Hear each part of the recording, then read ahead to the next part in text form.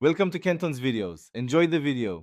You begin by picking the right event type for your goal, public for broad reach, registration only to capture attendees.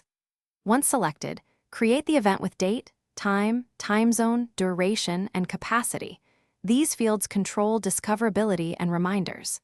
Make sure to enable registration and ticketing if you need attendee data or payments, and assign co-hosts now so you avoid last-minute permissions issues. This front-loading saves time later and ensures notifications and branding behave predictably throughout promotion and check-in. Next, configure the attendee experience precisely. Customize the event landing page with an agenda and speaker bios so registrants know value upfront. Once done, craft the automated emails, confirmation, 24-hour reminder, 1-hour reminder, and ensure links match ticket tiers or registration types. Then prepare live engagement tools, schedule polls, enable Q&A, set chat policies, and plan breakout rooms with names and co-host assignments.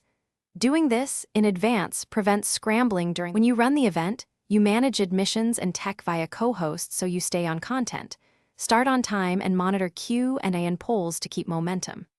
After the event, download attendance reports, recordings, and chat logs, then send targeted follow-ups and replay links to nurture leads. If something goes wrong, participants can't join or features are missing, first confirm roles, meeting license, and network access. If unresolved, restart the session or contact Zoom support with logs for rapid troubleshooting.